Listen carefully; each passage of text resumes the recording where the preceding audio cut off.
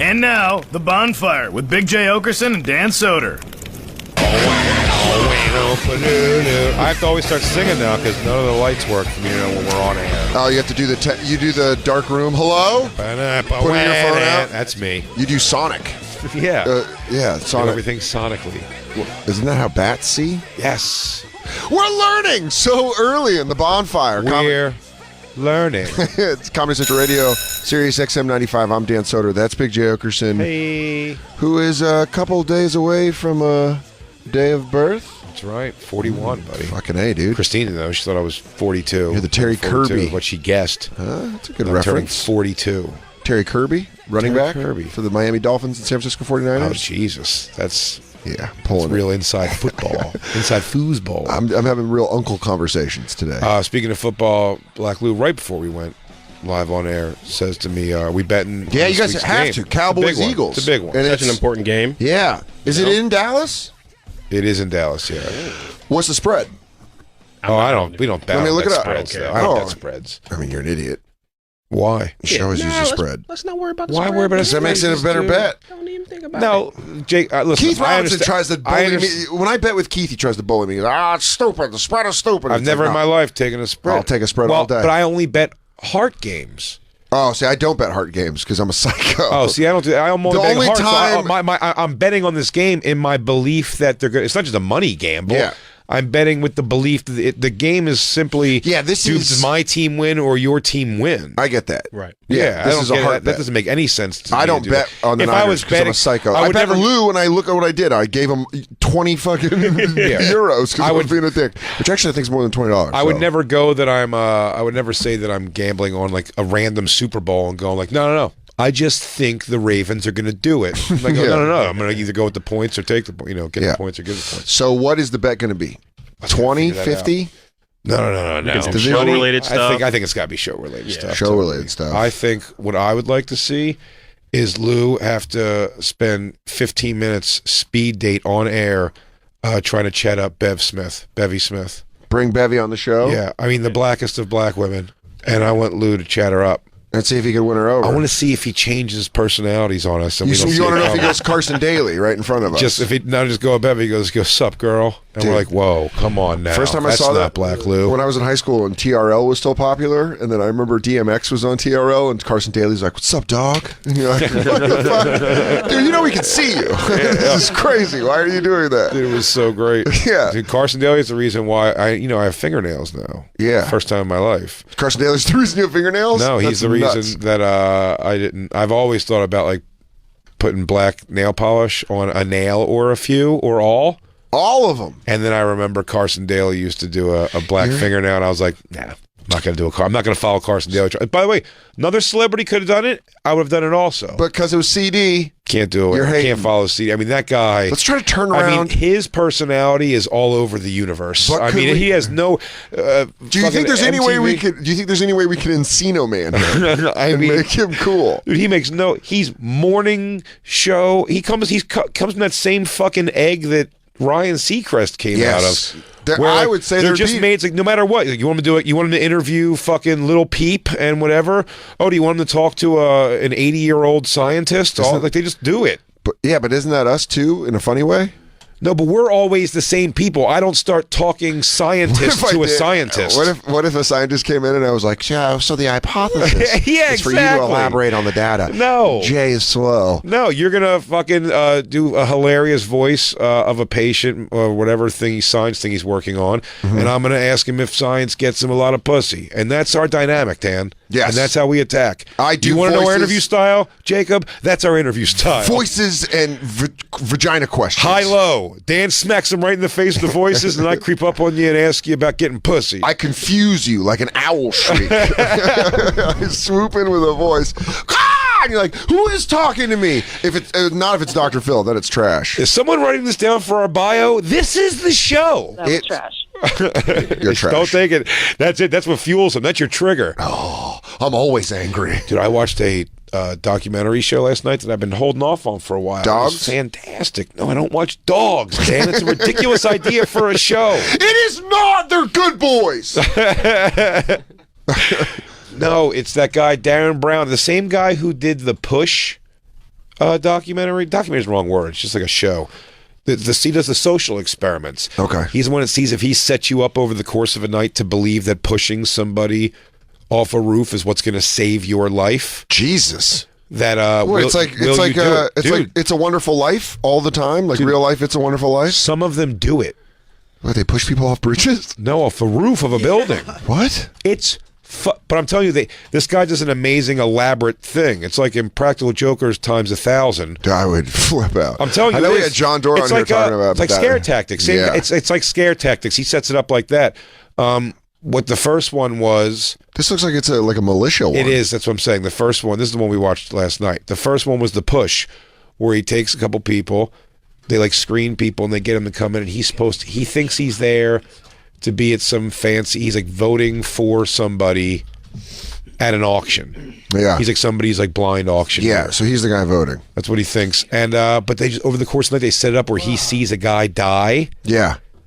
With another guy, like a heart attack, and they move him and hide him somewhere, and then basically over the course of the night, people keep finding out, but it's all planned. It's all actors. So it sounds like you remember the Michael Douglas movie, The Game? Yes, that's what it's like with Sean Penn. Is it time?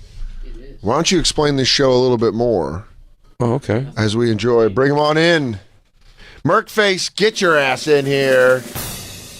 Happy birthday, buddy. Aww. Look at that, huh? Classic old big cookie from the Bonfire crew. Classic old big cookie. I don't know if you checked the writing on that. Jacob wanted Bonfire colors. Oh, Andy and I. Jacob, thank you so much. Thank you, everybody. We're all going to get so fat this show. There's no way I'm not eating this cake. Thank you, guys. Happy birthday. I love you, see dudes. light man. on the frosting? Just the words? I did. Just the words, yeah. The Eagles. outside's just cookie. I'll break bread on this thing. Specifically said no Yeah. frosting. Oh, my. perimeter. Christine's almost biting her computer screen to get to it. Christine, I'll give you some cookie. Fucking go out.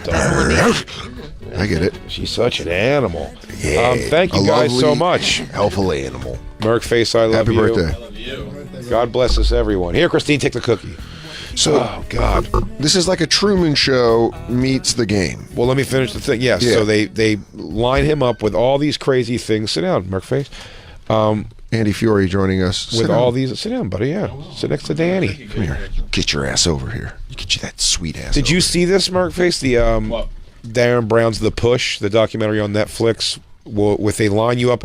They put this kid in a weird situation where all these things line up where people behind him are like, hey, we got to push this. This is the guy who's sitting on the roof drunk already. Everybody knows he's drunk. It's been very public. That guy's drunk, but he's the one that's going to fuck your life up if Unless this you gets push out. him. Unless you push him off, and people will believe that he was drunk. We're all the people, only other people on the roof with him, and we're all going to say he fell. Dude, that's He was the drunk and fell. ultimate. That's the ultimate depantsing to do that to someone, because you're pulling down their shit to be like, "Who are you under there?"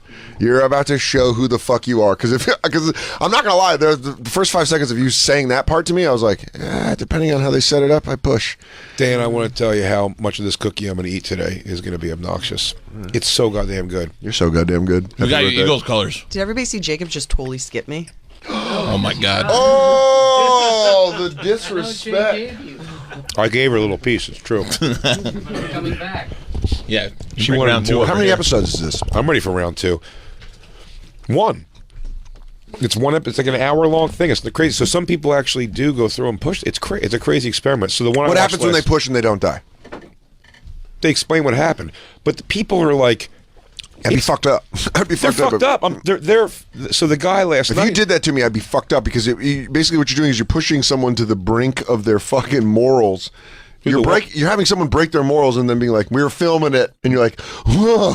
What they do, But they sign off on it. what 'cause they it's do out. last night is more. The one we watched last night is much more of like a cool thing they do. Not seeing if you'll like kill. This one was basically seeing would you sacrifice yourself Oh Jesus!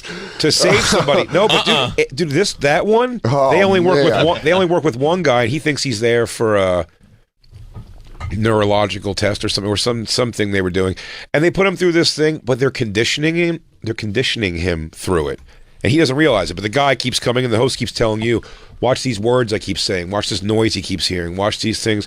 We've told him these things that will give him confidence. So they just Manchurian candidate him? It's like the game with just Michael to make Douglas, him same thing. I just dropped that right before you walked in. Yeah. They give him crazy confidence, and they line him up. And he was also a little racist. Oh, okay, that's fun. But they also did a DNA test thing with him where they tell him that he wasn't like fucking. He had like an immigrant problem. He's like, I don't think there's immigrants. I'm sick of these immigrants coming in.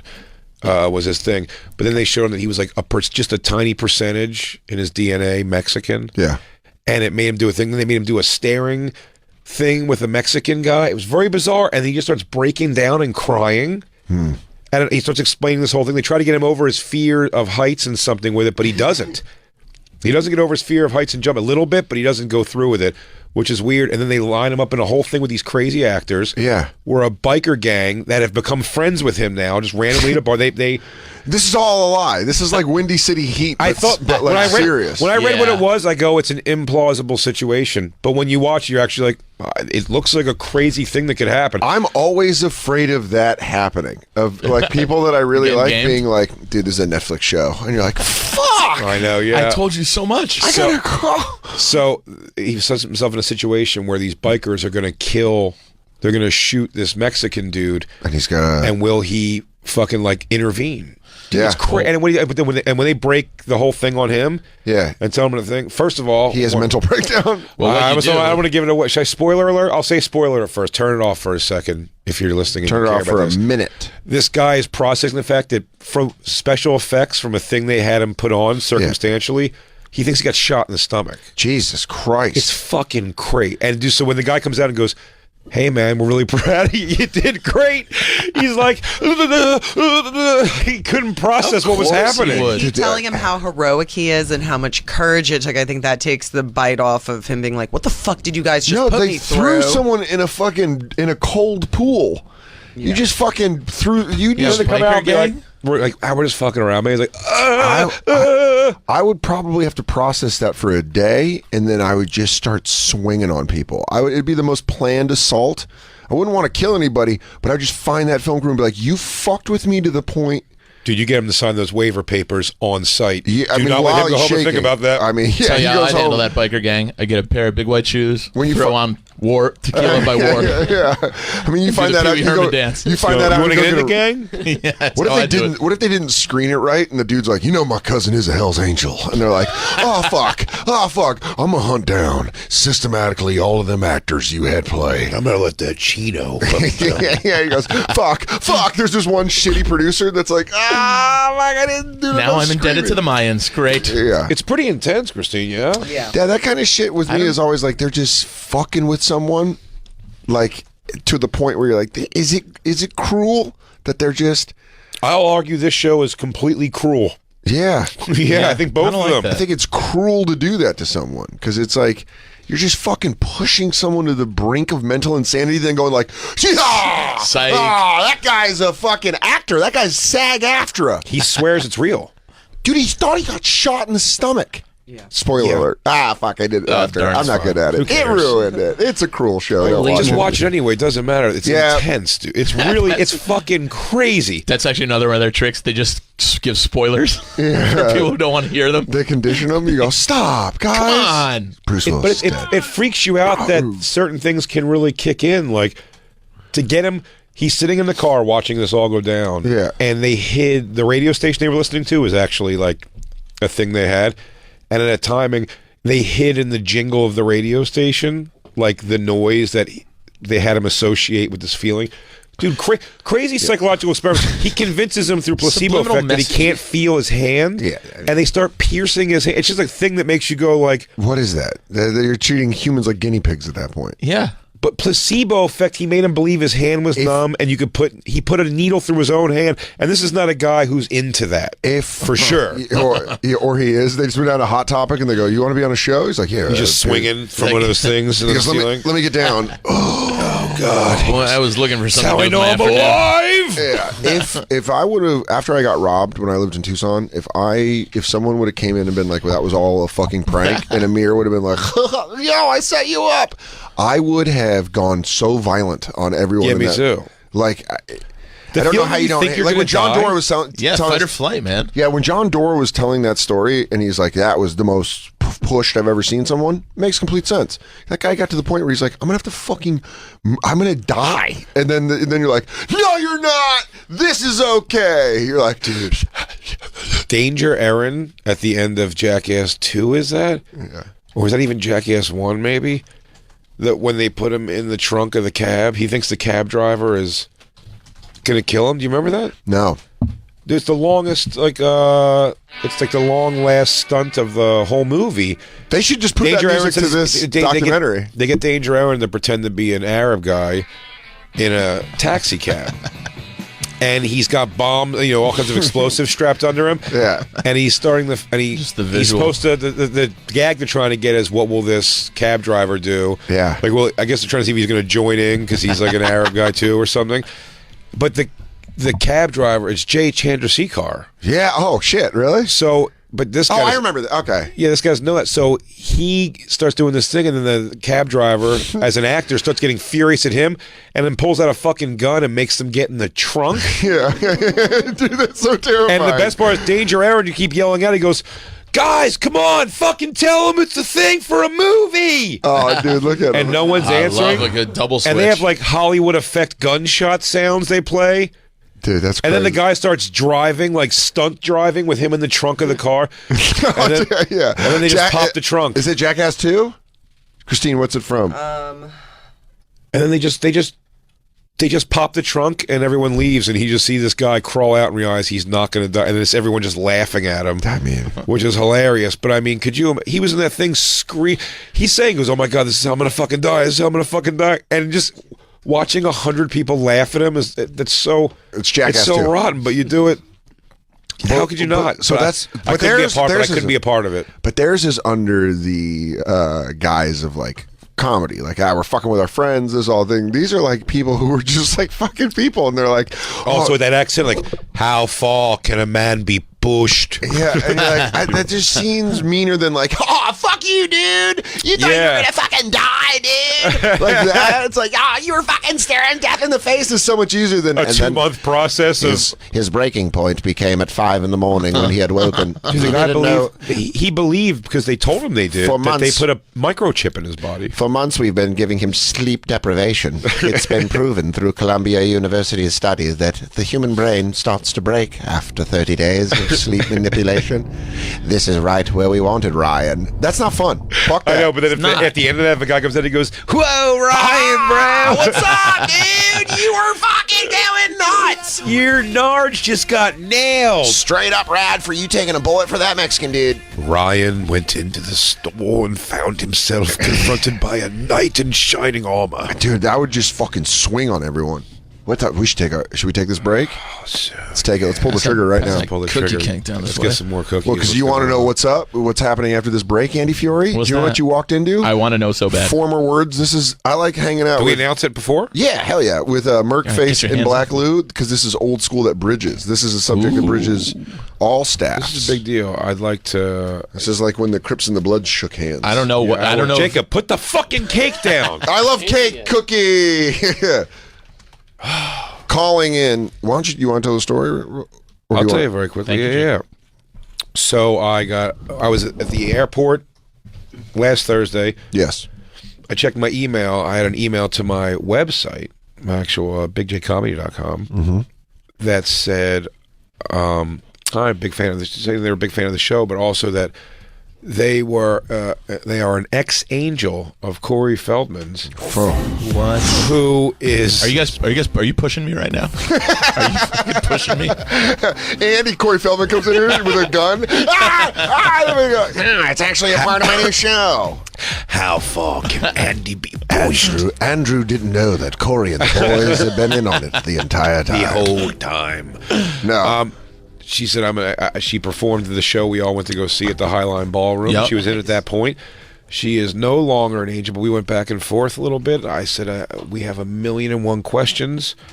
I think Jacob typed out a bunch. they are not on good terms, so I don't think she's going to pull any punches here. I'm prepared to take a lot of what she says as gospel because I feel like everything that he tells the world sounds like the ridiculous story. So I'm interested to get to the bottom of this whole Wolfpack thing. Yeah, if you think about so about the needle, the needle the stabbing. poke. We never heard about it. Just the whole way of life, the household. I'm very excited for this. Jezebel Sweet is her name. I know you love this song. That's why I was listening to it. I was like, I know fucking Jacob's just right now. Like, I went back and forth with her a couple times on email and text, and she's sweet, man, and she gets it, which I dig. Yeah. For sure, and she very complimentary of my dick pics. Yeah. So nice. Well, Christine, don't look up like that's a pasta. She's like, she looked up like, so you sent dick pics again? Actually, were you looking up to go like, what'd you say about it? No, she gave you secretary at her desk face. She went, yeah, dick pic. She really made a face. She goes, you best send that dick pic. Better lock that up. So Jezebel Sweet joining us on the air via phone. She's calling in. Yeah, after the break. The show after the break. So we'll be right back. Good day, Merkface. Yeah. Cookie cake. We get down on the Jay's birthday show. Ex-angel. She called Christine in a text. Be mine? She called Christine in a text, my mangel, which I thought was awesome. Oh. She goes, oh, your mangel, LOL. Man, it might be the holiday spirit. It might just be because I'm a big old lug. But, turning Roman into a friend of the show, it just makes me think one day that all the Corey's and all the angels can just come together. All coming together. That's good. Angel karma. We're bound to meet on the battlefield or the dance floor. The battle floor of the dance floor. So I floor. want to make sure we have as much time with her as possible as we can get with her. So we'll be right back with a phone call from Jezebel Sweet, ex-angel, right here on the Bonfire. Guys, if you're not wearing Mack Weldon underwear, then you've been had. Stop buying underwear that don't fit right and don't feel right. It's time for underwear that is right, because Mack Weldon underwear doesn't merely imply comfort. Mack Weldon is comfort. No more feeling sweaty, rolling waistbands, chafing or riding up. They combine smart materials with smart designs like Pima cotton for maximum comfort, a ventilation panel. They even use real silver woven into the fabric for its natural antimicrobial and thermoregulating properties. Yeah! They kill odors and they keep you cool and comfortable all day. Hundreds of thousands of guys wear Mack Weldon, hundreds of thousands plus too. Did you get yours? I'm getting them. I ordered them. Oh, yeah, me too, buddy. I am so excited for these things. You're going to love them. Buy them for someone you love or buy them for yourself. Put them in a stocking, put them in a box, whatever you do. Try Mack Weldon right now. Get Mack Weldon underwear before the holidays and you'll save 20% with promo code Bonfire, but only until December 21st. Get 20% off at MackWeldon.com, promo code Bonfire. MackWeldon.com, promo code Bonfire? Yeah. Hey, dude, new underwear. I'm ready to re-up on new underwear, dude, buddy. I can't wait for our first wrestling match. Yes.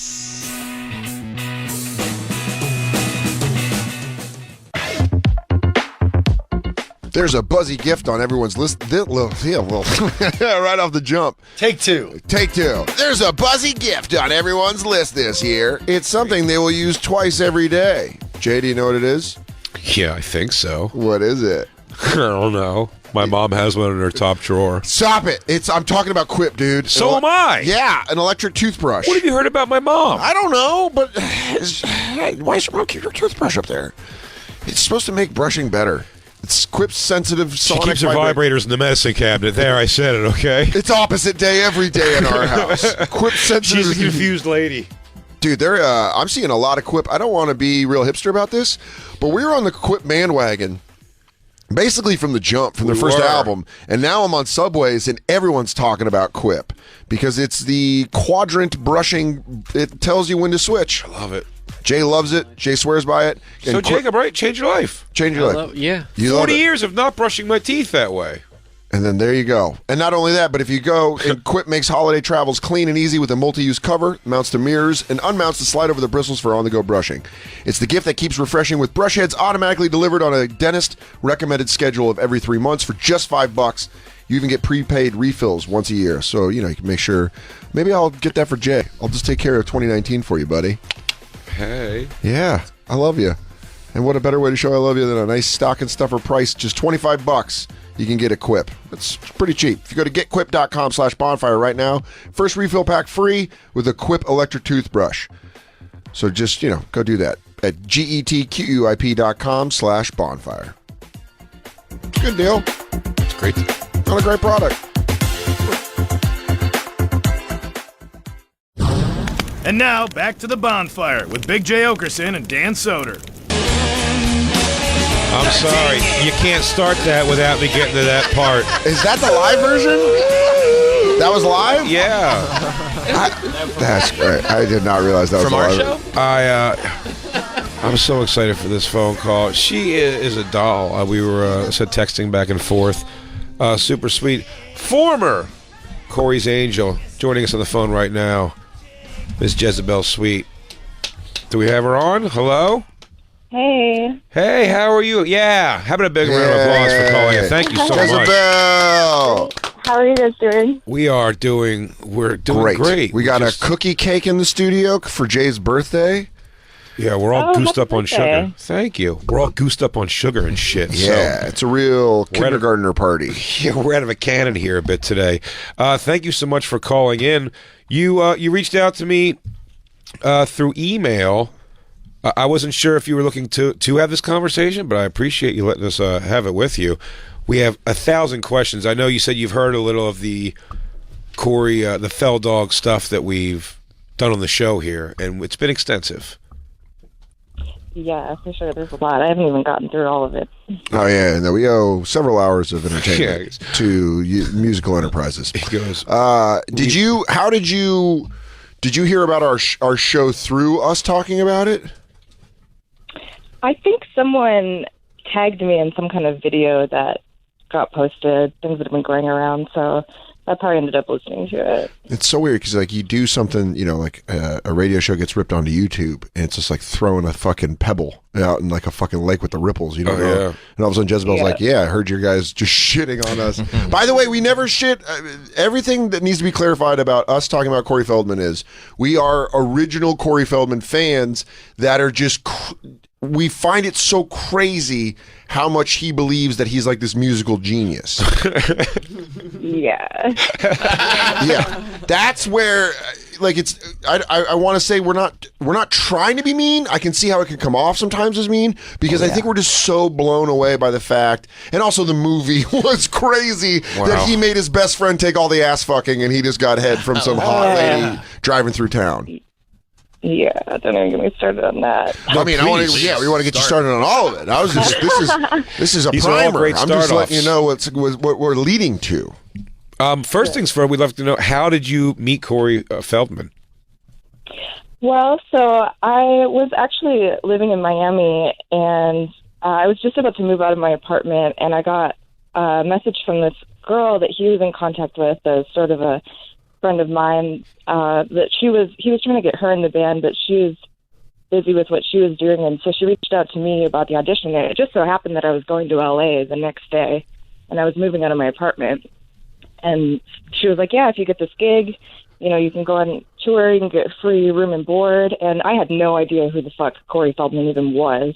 That's great. So she said to you, she's like, it's just this guy Corey Feldman, and you think could be anything from like just a songwriter to did you think he was just a musician? Well, I recognized his name, but I didn't really know why. So then I looked him up, and I was like, oh, okay, like I've seen like Stand By Me or whatever. So, but I didn't really know. I could play this nonsense. Yeah, I had never heard his music or anything, and I actually agreed to the audition before I ever even looked any of it up. Got it.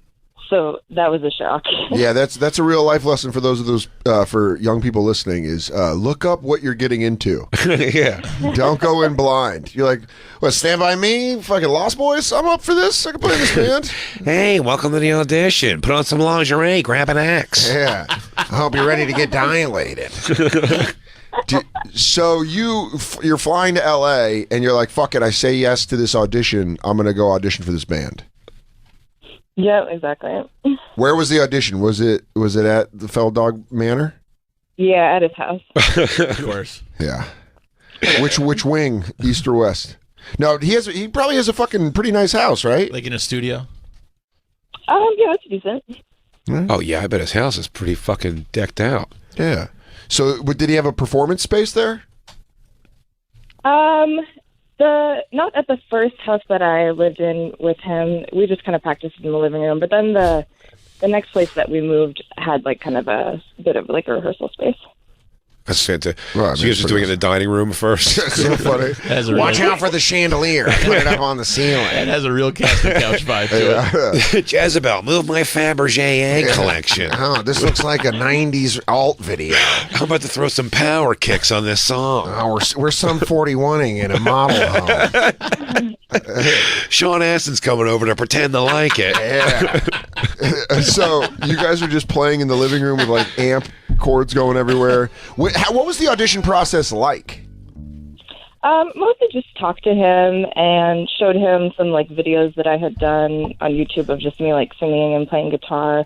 And then he gave me a piece of his music to learn, and he like kind of walked away for like 10, 15 minutes and let me learn it, and then came back and I had like kind of picked up the basic chord structure. It was kind of funny. They were auditioning me to be a guitar player, which I'm not really like very much of a guitar player, especially not back then.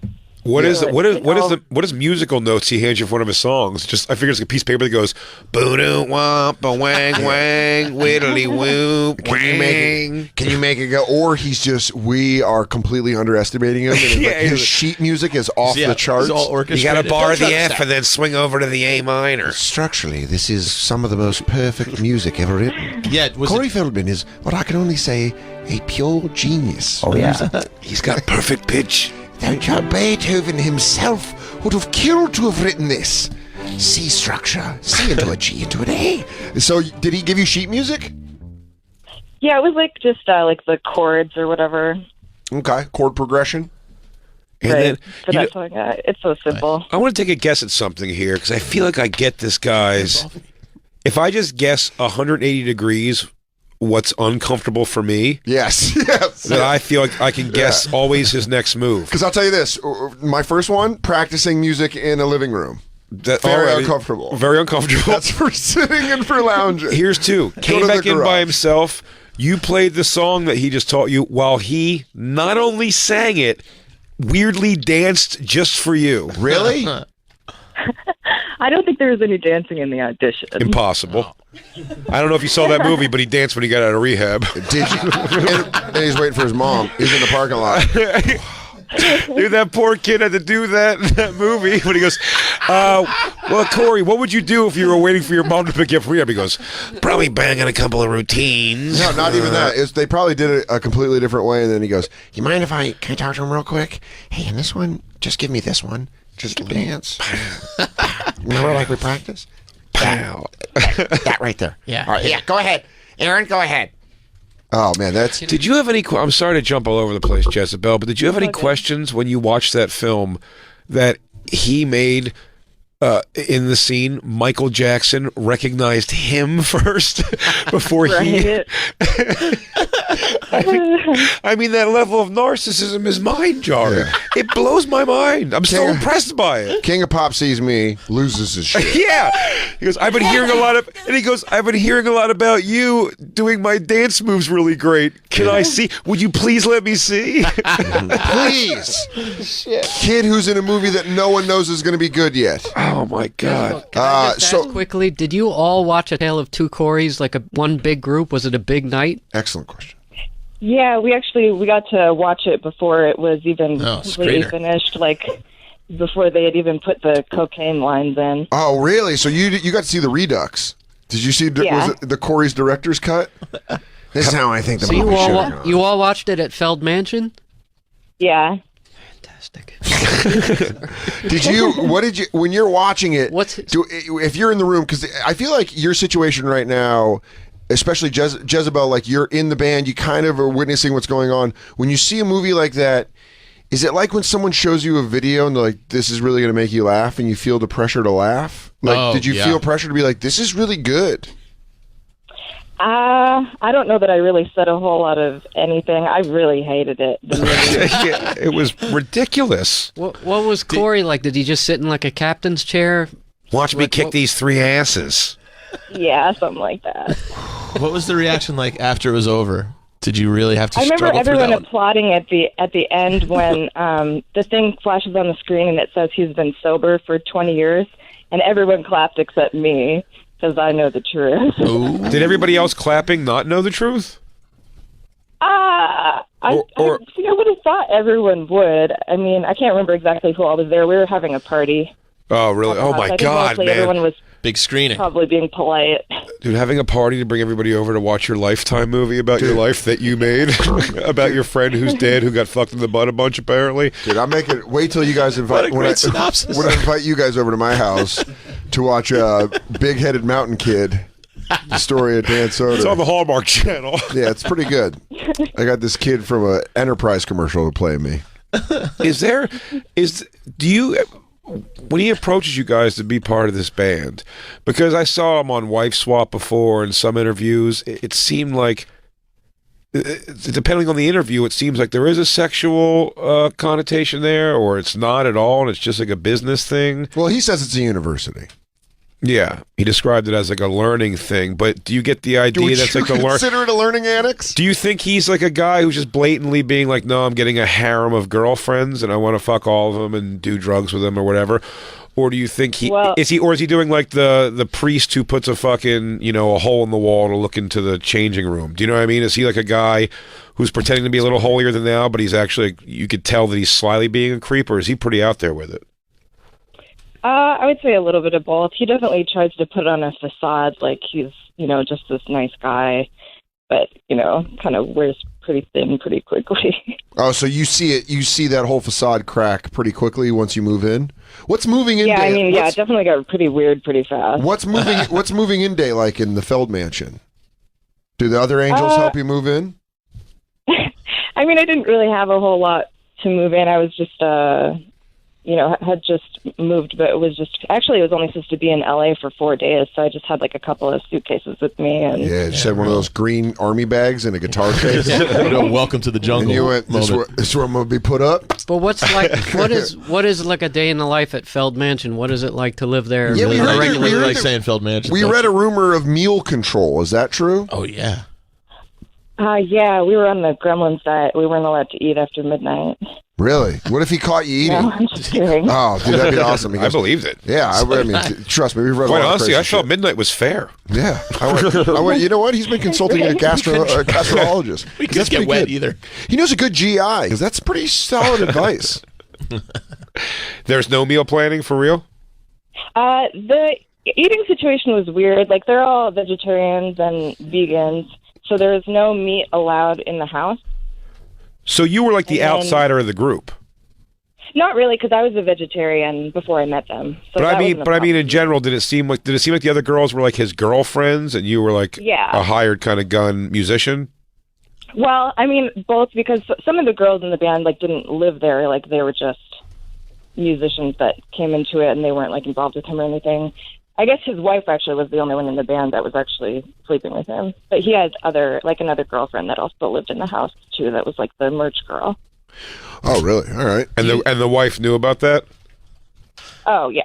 That's their whole thing. Christine, why can't I move in a girlfriend? Christine never lets me even talk about moving in a girlfriend. Just break up with me if you want another girlfriend. Guys, merch girl. What about a merch girlfriend? I don't want to be an angel. What if she's a merch girl? Do you guys just jam all day?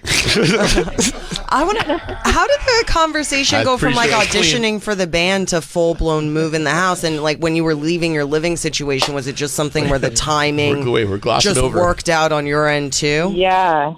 Yeah, it just lined up really crazy. It felt like it was sort of meant to be in a sense. He actually told me, he was like, "Oh, God has sent you here." Wow, that's my opening line. Did he bring you into this angel management program, and you were kind of I guess, how? My program. Yeah, they were actually trying to get me to move in the first day that they met me when I auditioned, and I was like, "No, I'm going to go back to the place that I paid for, and I'll come stay here once." That's over.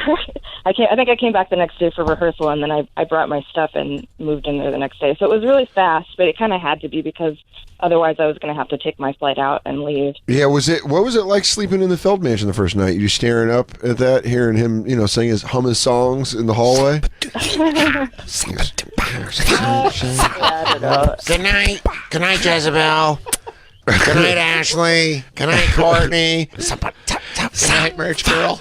Good night, merch girl. I'll see you later.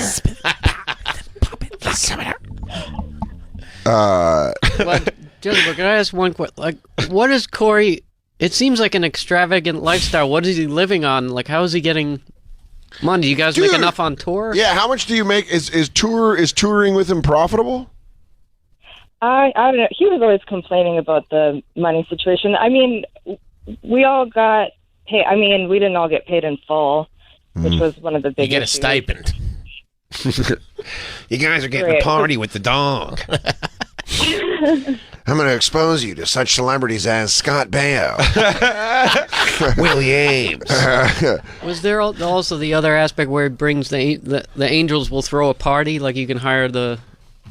Because I remember that was part of the whole experience. Oh, like the paid parties. Yeah. He didn't do anything like that when I lived there. That was I think he was trying to shy away from that stuff because it got him so much bad press. Yeah, I got a lot of bad press. It put us on his trail. Oh, the live performances? For the all of it. Kind of when he was trying to really pimp it. I mean, I don't know if you remember back when we first discovered this 4 years ago. He was like really pimping it out. Yeah, were you with him at the time he said he got stabbed by a needle? That was after I quit the band.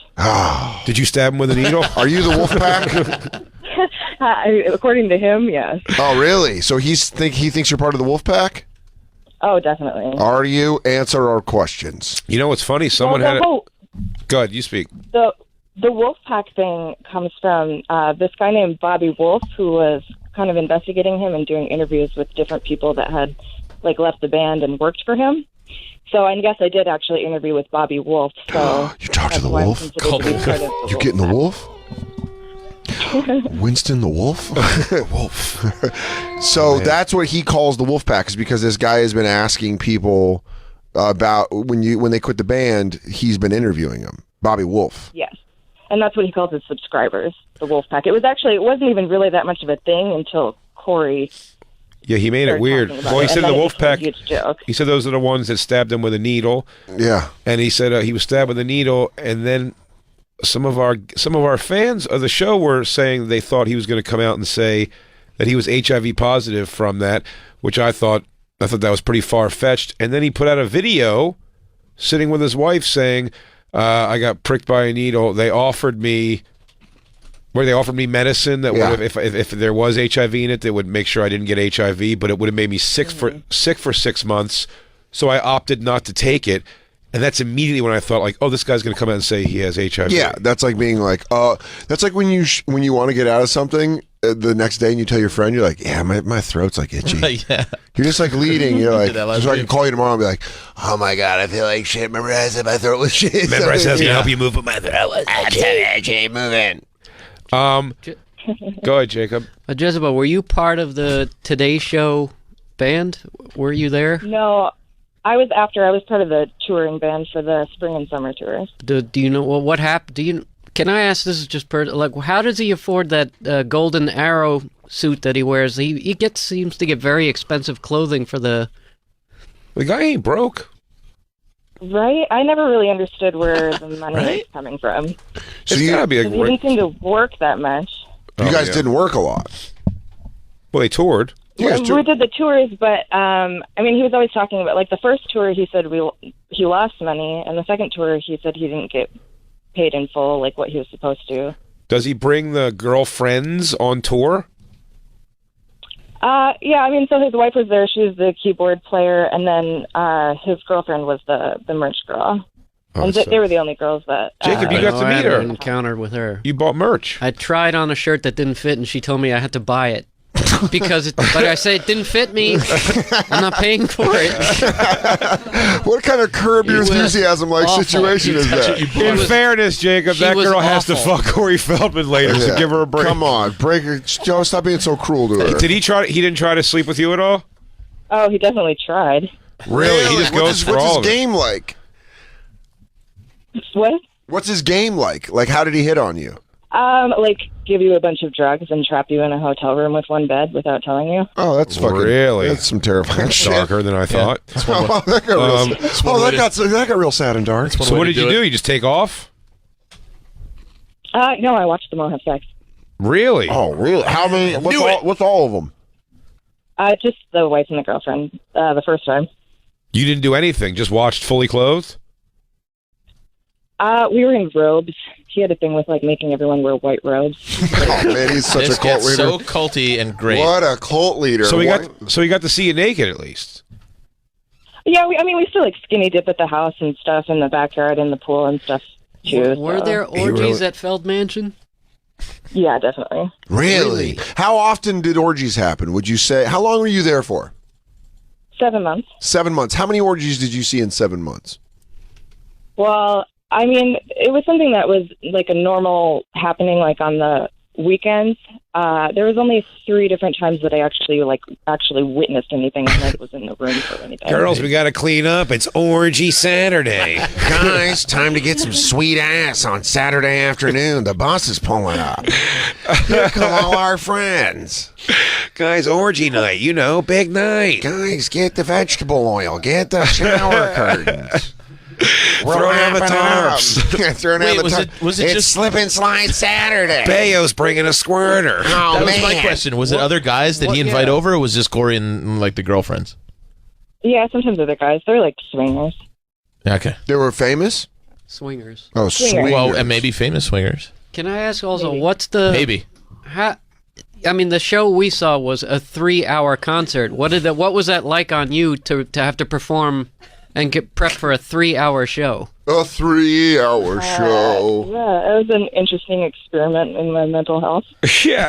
Did you guys often say to him, like, Corey, man, you're not Paul McCartney, dude. There's no reason to do 3 hours. You don't have a catalog like Every that. day. I'll tell you this. Yeah, we bitched about it so much. We're like, nobody wants to see this much of you. You Do and you my recall- ex-girlfriend agree, because that's exactly what happened when I went to the show. She went 3 fucking hours? I was I like, turned around to Dan and I said, we're staying for the whole thing. Yeah. You're not leaving at all. I had to barter. You're I had sitting to right barter here. with her. Yeah. It By was the an way, argument. I carried Hannah out of there like a boxer in the 12th round. She was went all done. 12 I drank rounds. a shitload of whiskey. We changed the course of the night with our What's Up with the You chant. I was very excited about that. That's what I want to ask her about. Yeah. He really, my favorite thing about that, I can't believe, God bless all of you, Jezebel, you and all the angels, for keeping a straight face when he presented the 3-hour show as an extra special treat for us, because normally when it's not his birthday, they do about a 2.5-hour show, but he goes, but how about for tonight?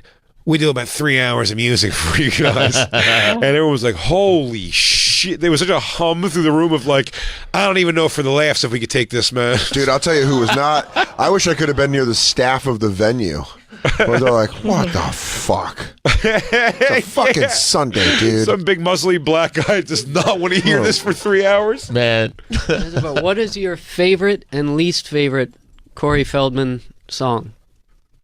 Well, my least favorite was definitely that Remember 222, the Two Corey song that we did.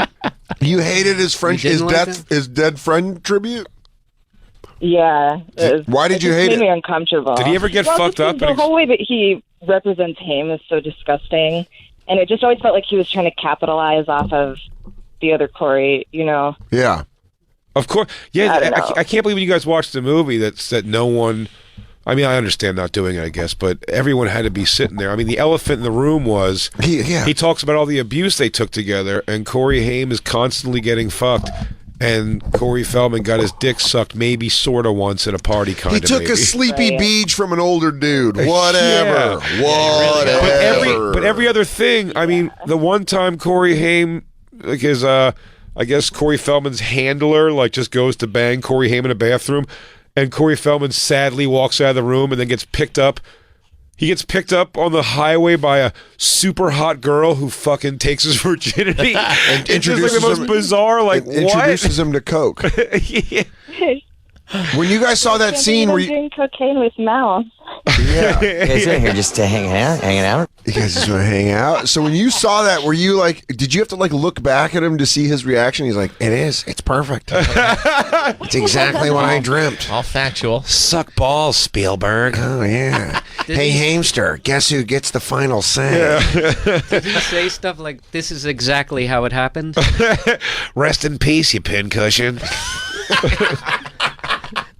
I mean, holy shit! That is not. I feel like Dude, if Corey I Haim's died- mom. if I- Corey Haim's mom should sue Corey Feldman for that movie. Dude, if I die and you make a movie about us and you make me look that bad, I will haunt your family for generations. And your mother doesn't step in? Yeah, if Trish the dish doesn't step in to go, swinging a fucking what are you meat doing with my tenderizer? son? He goes, I don't know, man. He goes, every time we took the double break, Dan would go get his dick sucked in the bathroom Or from a guy. He would suck dick. He would suck all the business executives' dicks. You needed a new car, and Dan did glory hole work to make ends meet. Oh, yeah. Oh, you want me to get fucked like I'm Rodney Dangerfield? Hey, that hurts my butthole. Can I say? Yeah. I mean, some people, if you could say, what would if you had to pick one place in history you could watch, go back in time? It was that orgy? I mean, people would say the Kennedy assassination or the signing of the Declaration of Independence, but I would want Who's saying it? Who's leading with Kennedy assassination? About the signing. Just for the Yeah, I history get- of it. sure. But I would want to be at the premiere of A Tale of Two Corys at Feld Mansion. Like, You that's want where to see I'd the wanna be. screening. Yeah. You want to watch through a wall. I would want to just sit with all the angels and Corey and watch the movie. I want to I sit in think a that was room. I want to watch Jezebel watch the orgy. Just see your Those- face of like, those what who the watch, fuck? watch. Did you never join in any of the fucking wild sex shit that went down there? No, never. Did you Never. have fun though? Like, was it fun, or were you just kind of weirded out the whole time? It was kind of interesting, but Unsettling? disgusting. I never like intended to like be a part of it or anything like that. So Is he always job. making Ideal. music? Was he like was he a boss? Was he a benevolent boss, or was he like really kind of bitchy once he? I feel like it's one of those things. Once he yeah. realizes he's not fucking you, and you're not really partaking in the Yeah. shit, where it's like, well, this bitch is just taking up space now. right, yes, it was kind of like they were really nice at first, and then once they realized that I wasn't going to put out, then the vibe kind of changed. But it went back and forth. I mean, we were friends to some degree. Okay. You know, Did you ever tell him that his dance moves are really great? Did you ever lie I like? did not. You did. Did you ever tell him that his dance moves are nothing like Michael Jackson? You can't understand why people are constantly saying that forever. No, I would have been fired for sure. Did you ever say the suit, the fedora, and the weird military thing with the glove? Did you have to say Michael Jackson took that from you and that's not cool? Did you ever ask him? Actually, what's up with the youth? Also, by the way, the over reiteration of, hey, by the way, Michael Jackson didn't fuck me in that movie makes me think that he fucked him constantly. Did he just wear him like a baby Bjorn? I mean, he just fucking held him up. Yeah, he's seen a baby born. He goes, no, he's plugged onto my dick. Yeah. Oh no, he's just riding my dick. He's like a fucking what's the Kemba ball? What's the thing Lewis plays? Yeah, the fucking string. That's ignorant. Well, Jezebel, thank you so much for calling in. We really, really appreciate you. We'll definitely have Can we to have a part two of can- this conversation? another time. Yeah, of course. You are so awesome, and I appreciate all the honesty. It was great. We'll get with you on email. You and Christine could talk about living in a household with terrible, terrible men. Can relate on it. So you guys can totally relate. You guys can dish. You guys can start your own band. Christine's she's a little sick on the keys if you give her time. Tickle the ivory. She can tickle the ivories a little bit. Jezebel, sweet everybody. Do you want to give your social media and stuff so people want to follow you? Oh yeah, I'm on Facebook and Instagram and Twitter and all that. Jezebel Sweet. Fantastic musicians. I mean, they were really the whole band actually. Band Really, carried What was your solo on the Did you have your own solo at the show we saw? Yeah, I did my own original song, which is called Relentless, which I should be releasing that actually sometime next year. Produced by Relentless. Fell Dog. Relentless. It was Corey's attempt to try and fuck you. That's where this title comes Relentless. In parentheses, won't stop coming. Jezebel, sweet everybody, thank you so much for calling. We'll be right back. We have a fun guest coming in too. It's the Bonfire. Hey, when do you want to spot that burglar? When he's casing your home or after he's in? You can ask John, whose Blink camera alerted him of burglars trying to break in while he and his family were home. Or there's Shannon, whose Blink camera caught a thief stealing packages. Both times Blink video clips were sent to police to help convict the crooks. Blink motion-activated indoor and outdoor cameras are wire-free, set up in minutes, and they run on 2 AA batteries that last up to 2 years. And if you're traveling over the holidays, Blink's live feed option lets you monitor your home and check in on pets from anywhere using the Blink smartphone app. No contracts, no subscriptions, totally affordable. And Blink works with Alexa. Blink camera systems make great holiday gifts, and they're a brilliant way to monitor holiday package deliveries. You can save up to a whopping 40% off all add-on cameras and systems through December 22nd. That's while supplies last. Visit blinkprotect.com/holiday. blinkprotect.com/holiday. Blink is an Amazon company.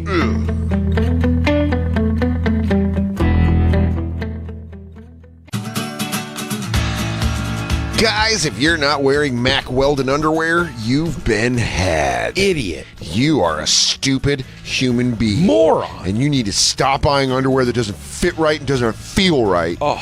It's time for underwear that is right. Because Mack Weldon underwear doesn't merely imply comfort. It is comfort, baby. No more feeling sweaty, rolling waistbands, chafing or riding up. They combine smart materials with smart designs like Pima Cotton for maximum comfort, a ventilation panel. Hey, Dan? Yeah. Is there real silver in the fabric? Woven into the fabric. Come on. For its natural antimicrobial and thermoregulating properties that kills odor, plus keeps you cool and comfortable all day long. Hundreds of thousands of dudes are wearing Mack Weldon, and if you don't love your first pair, they'll pay for it. And Dan's wearing hundreds of thousands of dudes. Yeah. All day, just the smirky smell of men. Buy them for yourself. Buy them for someone you love. Put them in a box. Whatever you do, try Mack Weldon right now. Get Mack Weldon underwear before the holidays. You'll save 20% with the promo code Bonfire, but only until December 21st. So get 20% off at MackWeldon.com. Promo code Bonfire. MackWeldon.com. Promo code Bonfire. That's a fire. Jakob. And now, back to the Bonfire with Big J. Oakerson and Dan Soder. Oh, man. Welcome back to the Does Bonfire. that music ever get old? Never. I don't think it does. Corey Feldman. It's Corey. We're just going to play Corey Feldman music all day after interviewing an angel. Wouldn't we? It's the Bonfire, Comedy Central Radio, Sirius XM 95. I'm Dan Soder. That's Big J. Oakerson coming in studio right now. New special coming out January 4th at 11 p.m. Eastern on Comedy Central, part of Stand Up Month. Ron Funches, Giggle Fit. January 4th. Hi, Ron. Hi. How you doing, dude? Good. How are you guys doing? Doing all right. You got headphones on headphones. I respect that. Yeah. You got your dual. One for looks like two chains of headphones. Yeah, you're dual wielding. Yeah. Yeah. Before we get into talking to Ron, I want to thank Isaac Harris, who came out in Boston and gave us that duster and that Marlboro jean jacket. Marlboro Miles. Miles. Yeah. A legit Marlboro Miles jean jacket, which is pretty fucking hard to get. I got a Marlboro Miles watch.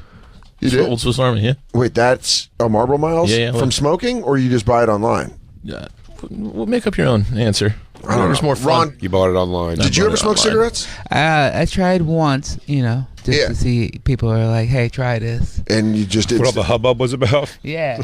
And a lot of times people are like, if you're getting smoking pot, they're like, it helps you. Yeah, I've heard I smoked cigarettes for a long time, and that was the thing. It was like, I remember my friends being like, it's better after you get high. Yeah. And I believed it because of the Smoking placebo cigarettes? effect. Yeah, I was like, it is, but it's really not. No difference. Yeah, I didn't like it. I like the head rush, so I never liked spliffs or anything like that. Do you turn down spliffs now?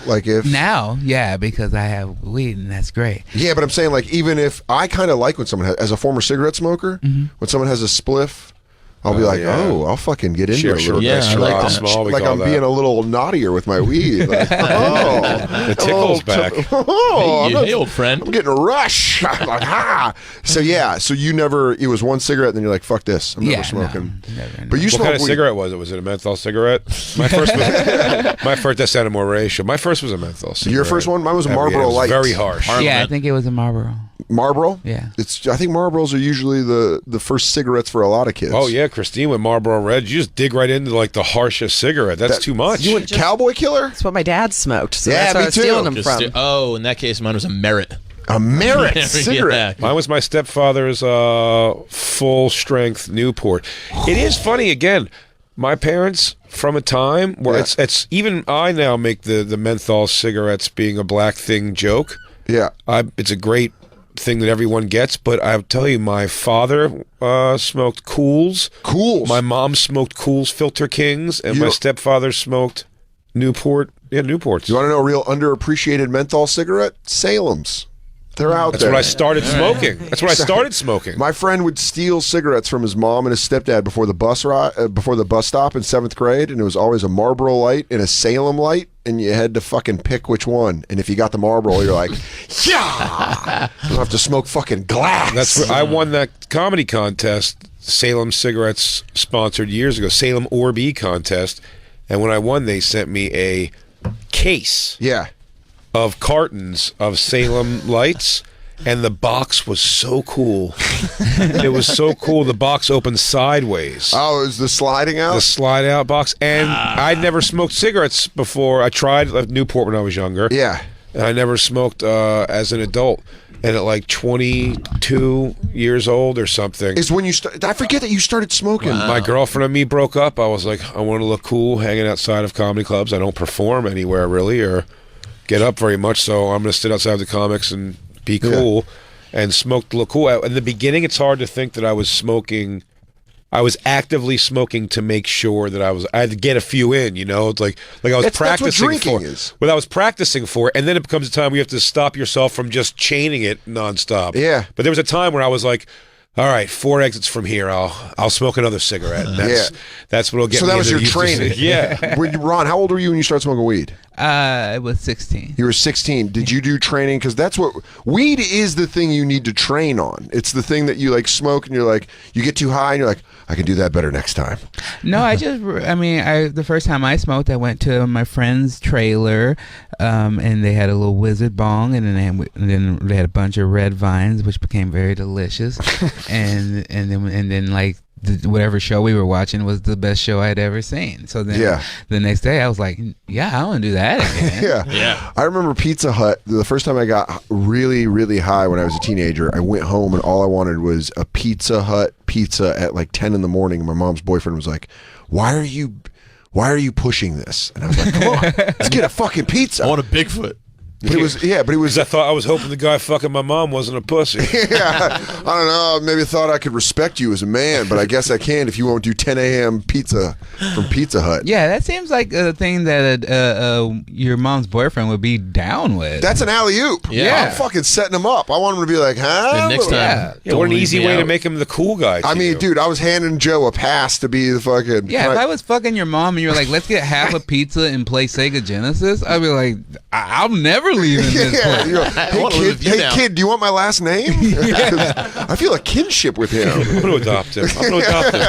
just one, really chill about it. Yeah, I go, hey, dude, do you want to watch old wrestling and eat pizza and play Sega? I go, I don't know, son. Did we just become best friends? Yeah.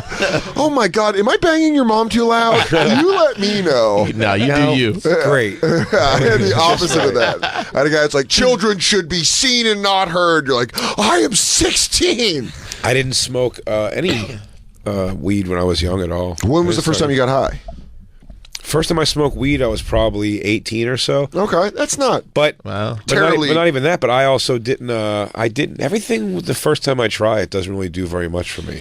Well, you did. Mushrooms. You just did DMT. DMT. Nothing. It didn't work. Have you done DMT at all? No, I haven't done many things. I'm mostly pot and mushrooms are my things. I'm allergic to alcohol, so I don't drink that. And then I have like addiction in my family from like my dad and stuff. So it was like, I'm not gonna do like coke and stuff because I'm like, I'm gonna love it. That's the same reason I don't do coke. Yeah. That's what I always said too. I go, my thing was, I go, what if I the 2 lines I ever did, like 2 lines total, one per time, 2 different times, didn't really do anything to me, and then I was like, people are like, oh no, you gotta try it like this, and you're like, you know what? Let me just never find out it's great. Same thing. I'm like, if it's great the next weekend, you'd be like, well, I can do it once in a while on a weekend. Then it's every weekend. And that's what addiction is. Just like another convincing yourself to do it one more time. Yeah, I already do that with cheese sticks. Talk about crushing a menthol. A couple fat lines in you with that menthol. Dude, Andy's the guy. Andy looks like the guy to get you on coke. Like it's like harmless and innocent from the 70s. He's the guy who hangs out. Dude, just so we can drink a little longer. He goes, oh, dude, I'm telling you, man, it's going to help you study. He has a party. You have college coke face. Andy's the guy who has a party at his mom's mansion. kitchen, but he never leaves his mom's bedroom the whole time. She's out, but he just like kind of holds camp in there with a couple of chicks. And he's like, "Yeah, just hanging out on my mom's gold lame bed." Who is it? Who is? No, tell them to go away. So anyway, Tiffany, Molly, you guys ever kissed before? Coke was something that it was a thing that I was like, if I do the training, like you said with smoking cigarettes, where you're like, one more cigarette before the exit. For me, cigarettes, I had my first cigarette behind, I think it was like a dollar store. Right on, it was called McFrugal's. It was on Chambers and Hampton in Aurora. We laugh, but that is a great name. It's a great name. It's not a bad name. That is a solid name. Did you know how hard it is to come up with business names? McFrugal's was right there. Dude, and it was a dollar store. It is just shy of calling it cheapies. Fucking McFrugal's. Do you think they name it that thinking that like these rubes are gonna get it? They're gonna think it's a name. Yeah, no, totally. They're gonna get the point. God, I wish I was shopping more at McFrugal's. McBrookstein's. Why did Walmart make it in McFrugal's? Then? I don't know. Yeah, I'll say this: for the amount of times I've said Walmart in my life, I wish I would have said McFrugal's more. I wish it would have been like, I'm going McFrugal's. McFrugal's is $1 billion industry. We were behind a McFrugal's and we smoked a cigarette, and I remember the first couple drags, I was like, I was 12, and I was like, this sucks. And then after the next couple two, I was like, yeah, I do this now. Like it was just like something in my brain was like, I do this now. And my friend Jason Poyle would steal cigarettes from his parents. We've said it a bunch on this show, but I'm just trying to think of like, I remember believing I was too old to play with, we had this conversation before, to play with toys. Yeah, action figures. And having to stop myself. I went after like probably months to a year of not playing with G.I. Joes. Yeah. I went and bought two, and I was like, they changed the design a little bit even in that year. Yeah. And I didn't really like it anyway, which is the excuse why I'm like, I'm done getting these. No more of these at all. But I don't know. But it's crazy for me to think that in the same time that Dan was playing with G.I. Joes. Not G.I. Joes, WWF Hasbro figures. Whatever it was, you play with those. I just bought some more. Yeah, dude, they're great. And they did the reissues with new superstars. Yeah, I got some of them. Yeah, at the retro. But what he's saying is when I was in 7th grade, I used to have like my ring out and all of my wrestlers. And then on commercial breaks of Wings or Doogie Howser, I'd go outside and smoke a Marlboro Reds and come back in and fucking play with toys. You can't smoke and play with toys. No, that's a decision, man. I'd go out and fucking rip a red and be like, Tatanka is on fire in this King of the Ring. You can smoke and go be a child soldier, but you can't smoke and go play. Yeah, I like Dan sitting out there, smoking a cigarette, looking at his watch. I better get back in there. He goes, shit, Mom's coming home. Old lady's about to come home and start busting my chops about chores. So we're gonna get this cage match out of the way. Yeah. The second level isn't going to fucking clear itself. Flick. Fucking cool flick. Dude. I fucking, get out of here. I think I got to over the backyard. I'm going to go do the side breath. Where you go, I got to go make sure I play his tails. There you go. You go off the vent. Couldn't do it 1,000 times if I tried. I'm not lying where I'm saying you're kind of accurate. Yeah. Because I used to have to hide my cigarette butts because I was 12. Send it over the fence. Yeah. No, I don't know what my mom doing. But I used to get really bad head rushes because I was fucking a child. So I would, I remember smoking. Your head wasn't done developing yet? Yeah. And I remember smoking. Yeah, your body's but when it developed, at you not boy, did it. Yeah. Man, go back in and lay down. I don't know what it was, but I'd get all woozy and nauseous. That's exactly it. I was like, oh man, this is bad. But then, yeah, I don't know. I just loved smoking. I want another one. Yeah, I was so bad. How old when your mom found out you were smoking? I rode my bike home, so I was like 14. And she was just like, whatever? No, fuck no. She was furious. So how long did you hide it from her? About 2 years, but I wasn't smoking. So you were 16? No, I quit smoking from when I was about 14 and a half to 16. I just stopped smoking. And then, but I got caught when I was 14 because I came home. We used to hang out. I've told stories about this at this townhouse. Where you could do it, the lawless society. It was just lawless. This girl's mom was like, I think she was a prostitute, but she would just, she was a massage therapist. She didn't charge Dan. So I was in there busting nuts. No, we were down in the basement, and like it was all these kids drinking 40s and smoking weed and smoking cigarettes. I was one of the nerdier ones, so I was just smoking cigarettes and occasionally smoking weed. But I went home. And my mom came downstairs, and I didn't know she was going to come downstairs. And I was getting a glass of juice in the kitchen, and she's like, you smell like cigarettes. And I was like, oh, yeah, we're at Laura's house. And she goes, come here. And I was like, huh? She's like, fucking Kiss come me, here. open mouth kiss me. She goes, let me suck on that tongue.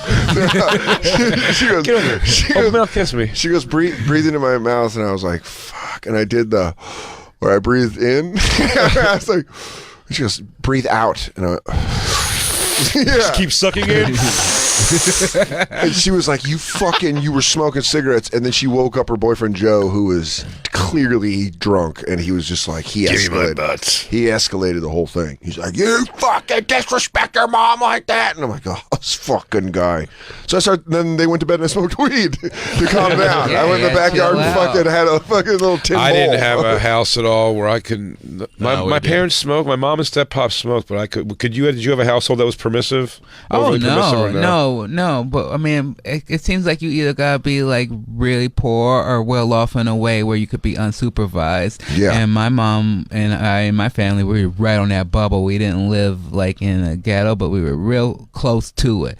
So we would always. My mom was like, she would take us to museums and take us to school, after school programs to really try to keep us away from doing stuff. That's like right. That's what it is, man. It's we were broken unsupervised for sure, but I didn't roll with many packs of people that were like going to get into the real trouble at all. That was the kids. Sort of, my choice of friends was not very. I mean, there were kids who smoked and stuff like that. Yeah, I was very naive. Like I shit you not. One time I went because I lived in Southside Chicago, so it's not a very safe area. Yeah. And this park that my mom would drop us off in sometimes wouldn't be that safe. Sometimes gangs would meet up there. Yeah. And so I'm going in the library to go get a new Choose Your Adventure article.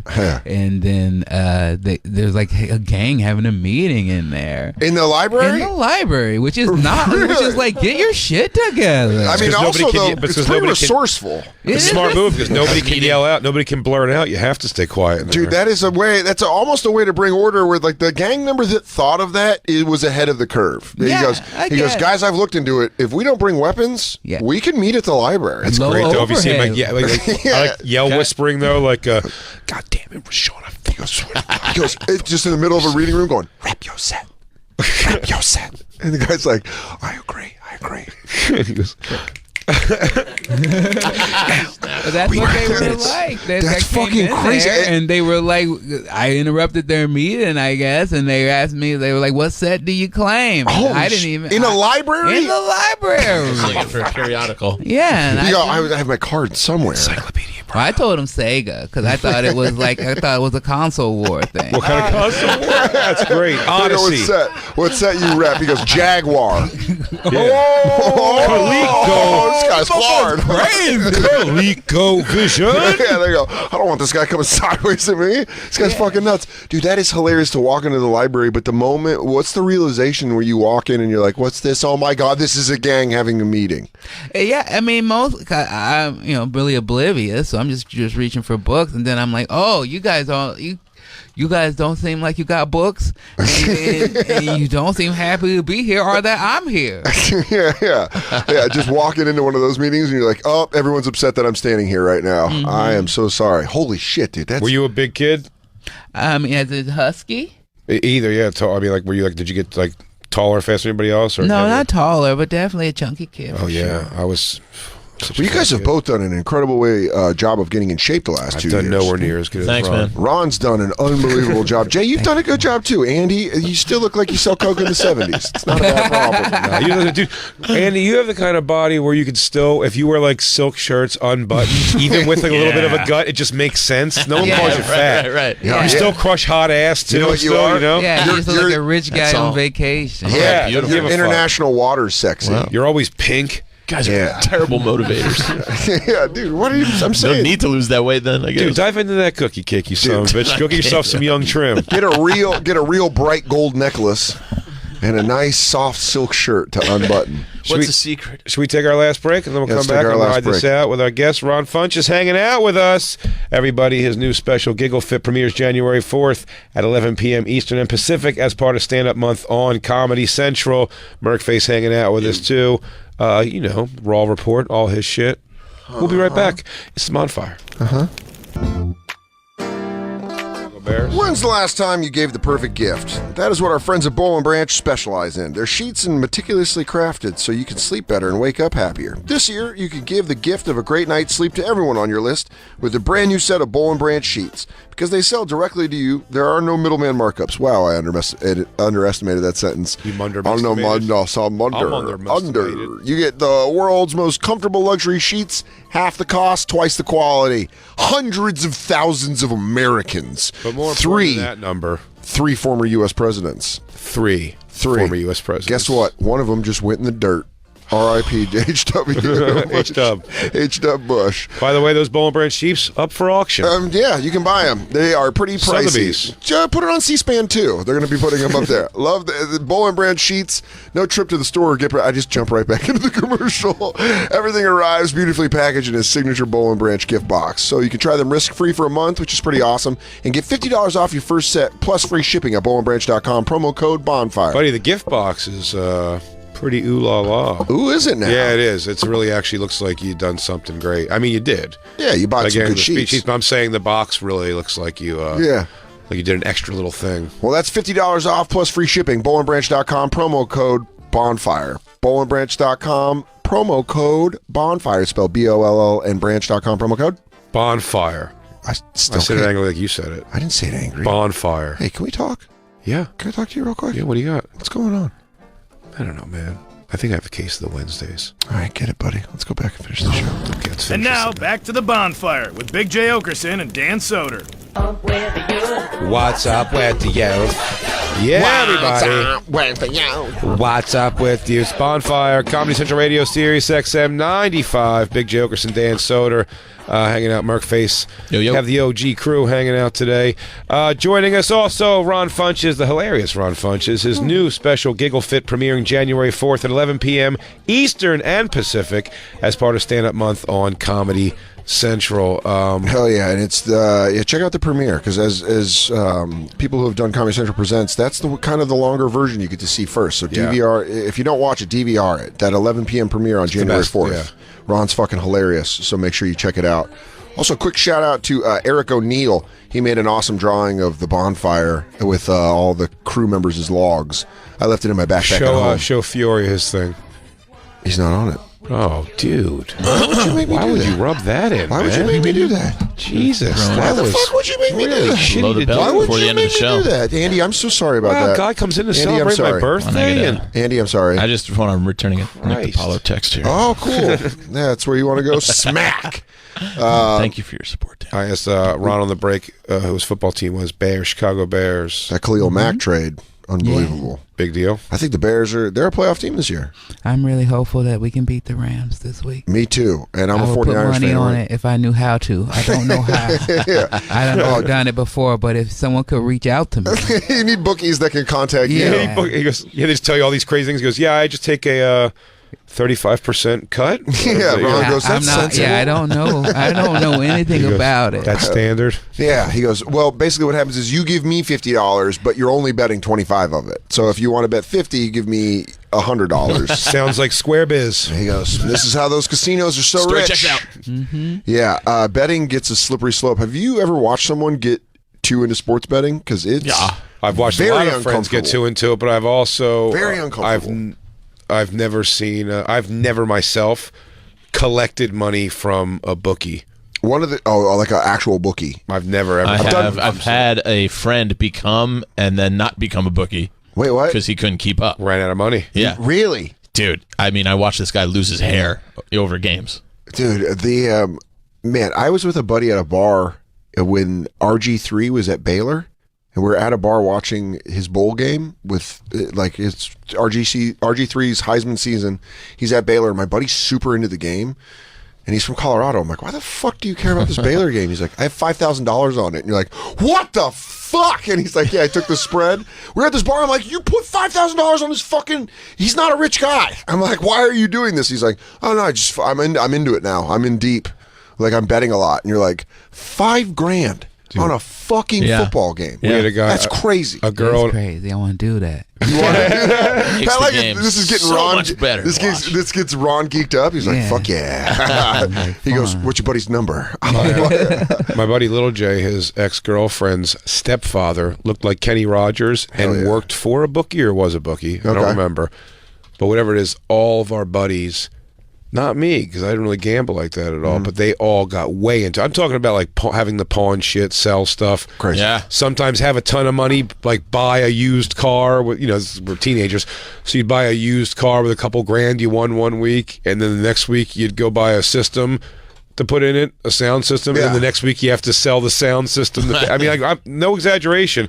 So, but it was all like in the realm of $5,000 or less, but to teenagers, that's, you might as well say $1 million. Yeah, right? that's a lot of money. That's I mean, $5,000. That's a lot of money to adults. That's I swear to you, the first time my bank account said $5,000 was a memorable moment in my life, and it was way too late in life to feel that way. By the way, very, very true. One of those moments where you're like, I probably should have felt this about 10 to 15 years ago. Yeah, you're like, man, I feel really good about this, and he goes, I shouldn't though. If you ever hang out, 4 digits, baby. I remember when I was really broke, hanging out with one of my married friends who wasn't as broke. He was married, and they both had kind of stable lives, and he left his ATM receipt in the ATM, and we were leaving. I was like, "Oh, your receipt," and I looked at it, and it was like he had something like $3,200 in savings. I was like, "Whoa, the fuck!" He goes, "Oh, you're dealing with a rich guy." Well, I was going to say the Kenny Rogers guy, though, when everybody got into him deep, he would try to come like do drive-by intimidation. Just roll his window down slowly. Yes. He'd pull up next to us in our car. Like I'd be in the car with a buddy, and he would lower the window. And there's a guy who looks like Kenny Rogers would be like, "Boys, I noticed you're doing a lot of driving around and not coming by to give me my money." And dude, once they just realized he had nothing more than that to do, they would just start being like, "Fuck you, Gus," or whatever his name was. Window just slowly goes back up. They literally eventually just. And by the way, my buddy was still actually two of my buddies banged the stepdaughter, and but they just kept disrespectfully not paying him back, and they just found out that there's nothing. He wasn't affiliated. That's great. He was just doing it for a bigger money guy. Murder one person just so he could, you guys wouldn't mess with him. Yeah, that's where you got to put. You got to spill some blood. So Problem is, you can see this guy wasn't a blood spiller. It's Kenny Rogers, man. Yeah. He starts every sentence with "How you doing? How you doing?" Yeah, that's what he looked like. Kenny Rogers. I got a real Kenny Rogers thing going right now. Yeah, it seemed like he really would just go, "You guys are really letting me down." Yeah, that's what he says. That's his intimidation. He emotionally intimidates you. Yeah, it's like, he goes, "You guys, I expected more. Come on, boys. Fair man's game." I'm not mad. I'm disappointed. Thought you were a man of your word. Apparently, a man's word means diddly squat around here. Apparently, the money means more to you. Keep it. Just remember, I don't forget that you took the Panthers 5.5. That was in New Orleans. But then when the gambling happened online, at one point, my buddy had web TV and figured out how to gamble through that. But it was weird. You were gambling through web TV, but it was still like a guy's going to come to your house about this. Really? It wasn't like come and collect. It wasn't done through credit card stuff right out of the gates. It was just like Craigslist for gambling. Is that a good way to put it? You know what I mean? Yeah. I never fucked with gambling, and I'm glad. It was like cocaine. It was one of those things where I was like, if I get into this, I'll care about a fucking Pacers Bucks game at 1 a.m. that I shouldn't care about. Yeah.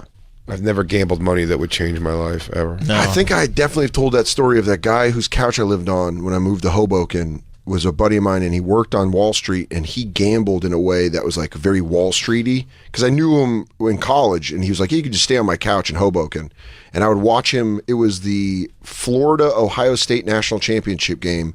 He put $500 down on Florida, or on Ohio State. They were losing. He put $1,000 down, and then it just kept climbing until that night he was betting $3,000 on a WNBA game.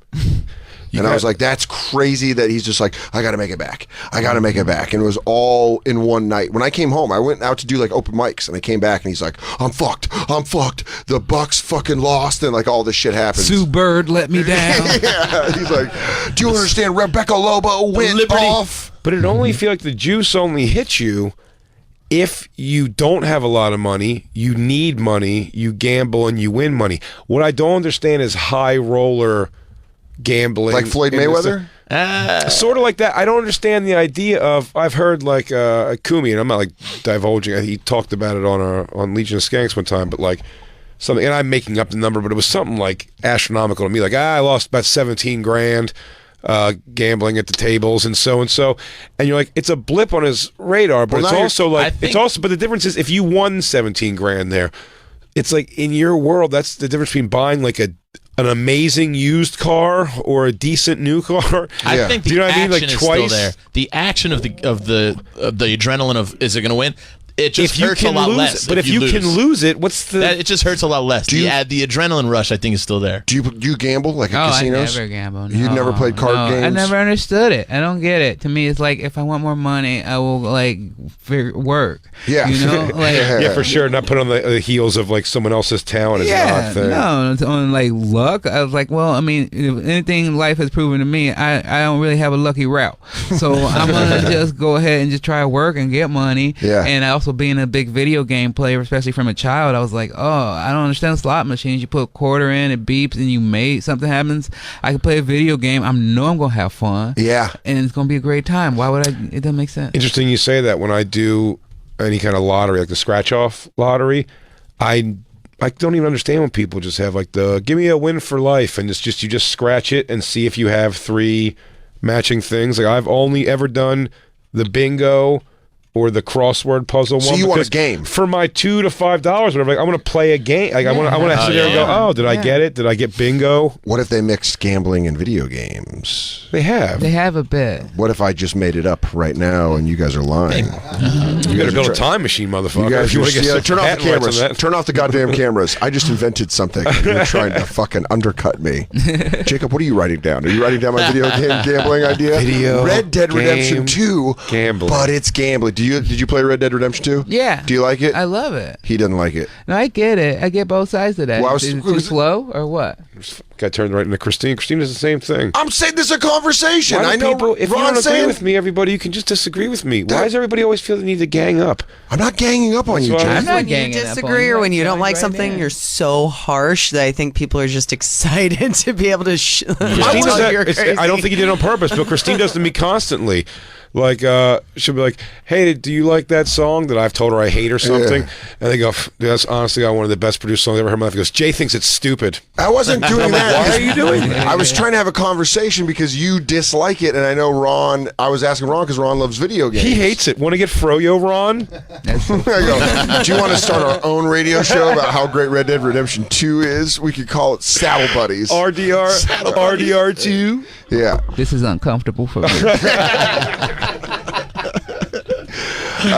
Yeah, no, I mean, Jay has legitimate gripes that it's too long and it's too, like... It's too long, and the time you spend writing in between missions and everything is horrible, because you can spend like 10, 20 minutes trying to write to a freaking mission, and that's not, like, cool. But what I like about it is that it doesn't give a fuck about you. That's one of the things I actually really like about it. It has its own story to tell. It's like it doesn't care about your pace. It doesn't care about your job. Like in an era of video games where it seems like more and more games are trying to be like each other and be as snappy and the same and just like emotes, and every game is just like being as quick as possible. This game is like, I don't give a fuck. Like, this is our story. This is what we did. We put years and money into all of this and all our lives and ruined some marriages. So you sit here for fucking 150 hours and you play this game. Yeah. And I appreciate that. Yeah, I get it. Well, you say it like that, I'm like, Did you play Spider-Man? Oh, yeah. Fantastic game. Great game. Great game. We can all agree on that. But it's like just doing what's the difference between Spider-Man and the Batman games? Like, there's nothing like Red Dead Redemption 2. Like, I went back and started playing Red Dead Redemption regular on the first one on my Xbox, just because I'm doing my own top 10 list. Yeah. and so I went back and played it to see, because I know everybody's kind of griping a little bit about it, and I was like, when I play this one now, it seems way too fast. Yeah. It seems like I'm playing a cartoon. And that's the reason I liked Red Dead Redemption 1 so much, was because that in a lot of the Rockstar games, I just fall into side missions and then I lose the momentum to move forward in the story. And that's the problem I'm having with Red Dead Redemption 2. Where Red Dead Redemption 1, you're just in the story, you're moving from main mission to main mission, and now I kind of hit a thing where I'm like, maybe I'd rather just play WWE 2K19 right now, or I'd rather play. I'd never say that. Really? I don't like that game. I love it. Dan loves it. You goddamn right, dude. Say something. Just a game and snob. Pile on it, Jay. Fucking tag team move me, dude. He thinks it's great. I think it's great, and I like the created characters that are in the downloadable universe. Yeah, no, that's fun. And I like the DLC packages. DLC packages. Yeah, whatever, dude. Dan loves it. He thinks it's the best. That's how our I'm shows. saying, why doesn't he marry it, right, Ron? Our shows just end with us trying to win over our guests through petty shit. Why don't you marry that game, like, Dan? you guys like pick one. If you like a guy who hates Red Dead Redemption 2 or likes WWE 2K19, well, you're a huge wrestling fan. You don't like the game at all? I mean, I think that's part of it because I'm a big snob. And as far as like gaming, I see a game like the NBA 2K series before they like microtransactioned it all out, where it's like, oh, even if I don't like basketball, this is a dope game. Yeah. That's how he was with WWE 2K15, which was the 30-year anniversary of WrestleMania, and that got me back into it. But I see what you mean because it that was just a fun game for anybody. Yeah, anybody could pick it up. These are more just like, if you're not a wrestling fan, it's like you're not going to play these games with your friends and stuff just because they're like the 30 years of janky and WrestleMania. there's all these different bugs and like sometimes the referee doesn't even count for the match. But as a wrestling fan, you're like, I don't care because I get to play as Aleister Black or I get to play as Honky Tonk Man or whatever. Yeah. But like I just want there to be like, for especially 60, 80, 90 bucks, they're reselling the same game that they've been making for like 10 years. It's yeah. if they're going to do that, make the WCW revenge game. Why don't you just make, why don't you make No Mercy just with an updated roster with the Nintendo 64 bits and then everyone can get back to playing I've been pitching a wrestling game for years that we don't have time to talk about, but it's basically like an updated version of that, but you're in control of the Monday Night Wars because they own all the companies. Yeah. Why can't we relive the Monday Night Wars, but as our creator wrestler, we're in charge of who ends up winning. So maybe you want WCW to take out WWE. Or maybe you want NWO to take over both. Yeah, you could do that. That's what I want to play, and it's like, why don't they make it? Why don't? Hey, Merkface, well, I mean, you start a business. But, one that ends in more pussy and fun. Whoa. Do you know how much puss is in the coding game, dog? I don't know. You should go to the Bay Area. Oh, buddy, you don't want to get that coding pussy? Oh, do you understand what Ron and I will be sitting on top of besides mountains of money? It's a pile of hairy Asian box. Oh, yeah, bunch. Do we have time to get to this story? I saw this yesterday outside while we were leaving the show, and it came across Fox News is across. This is my favorite thing is that you're like, we gotta squeeze this in. Yeah, we're gonna squeeze this it in. Is news that has we should have talked about it forever ago. Yeah, forever ago. But let's say real quick though that we'll put out a thing, everybody. I say get online with us and figure out what should me and Black Lou be wagering. Yes, we'll get to that story. We'll let that story slide until Monday. But yeah, Dallas Cowboys playing the Philadelphia Eagles this Sunday in Dallas. What should the bet be? What should Black Lou win? What should Jay win? We'll put it out to the fans. What's the spread on that? Speaking of gambling, they're not going to do spread. They're just going to do a gentleman's bet. What is the spread? 3.5. 3.5. Home team given. Eagles are getting 3.5. Eagles are getting in Dallas. It's got to be Dallas given. Yeah. So Dallas minus 3.5. That's a tough game to bet, man. But we're not betting. No. I'm just saying, as far as like that's a hard game. Yeah. I know. Let's go to the bookie right now. Man, that Irish gets all going through you, huh? You can't wait. Let's get some whiskey and throw down some coin. I got and a friend with some menthols. toilet wine. We go down, we bet on the game. I'm going to call my Uncle Seamus. All right. Here's the deal. Gambling's not really legal. Go over the county line. We got this. It's funny. That was the drop. Was an Irish bar where you'd pick up the money and leave the money plus the vig if you lost at a bar. Did you used to wear a leather thing that you couldn't tell if it was a shirt or a jacket? Yeah. And that's what all bagmen have a toothpick inside of my mouth. Flipping a coin. Oh, you're a bad boy. One leg up against the wall. I didn't realize I was this close to a bad boy. So do you want to put it on Twitter? What do you guys want to do? Just to see who decides? I put it on Twitter. Yeah, Christine put it on Twitter. Are people going to respond to the tweet with what they think the bet should be? Yeah. And then me and Black will discuss. We can also tell them email the bonfire at SiriusXM.com if you have any ideas. Yeah, let's make it super and jerseys are out, right? He said he wouldn't wear a jersey. So Yeah, I mean, like, give people examples. This is very open-ended. Right? Could be Jay eats no a pile jerseys. Yeah, hardcore gay stuff on the table. I'd say that's awesome. It's very progressive. Things where we have to go away for several days to do it. I would say some sort of mountain climbing activity, possibly a Sundance, and some sort of wife swap. A wife swap would be good. Yeah. I say don't which is underestimate. pretty cool. I'm not with my wife anymore. So old-fashioned pie to the face, but like you take pie crust and you fill it with like maybe like a mustard or a horrible cheese or something. Pie to the face. Good. A pie to the face challenge. Cookie cake scenario. Jacob, anything going around? There's no such thing as horrible cheese. Cookie cake. Oh, we're a cheese family here. We have cheese and wine day sometimes. Oh, that's fun. It's a class. It actually is fun. Classy. Yeah. I'm not gonna lie, dude. Like a little meat plate. Yeah, I mean, we didn't do meats last time. We just did a display of cheeses. I'll be honest with you, but it was listeners. I hate to fan source, but we haven't gotten cheese and cured meats in a while, and we have that cheese plate upstairs. We're due for a cheese day. We have a whole thing to serve. We do. Captain D says a shirtless photo shoot.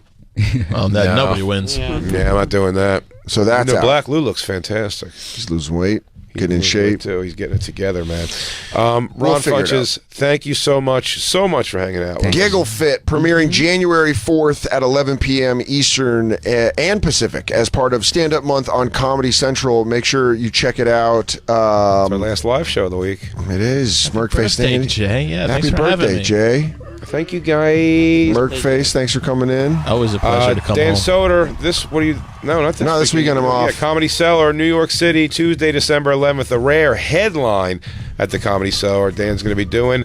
And after that, check him out at the Funny Bone in Albany, December 13th through the 15th. Get tickets for that and all Dan's shows, dansoder.com. Go stream Big J's special on Netflix, episode 1 of The Degenerates. And he's also going to be at the Dead Crow Comedy Club in Wilmington, North Carolina, December 14th and the 15th.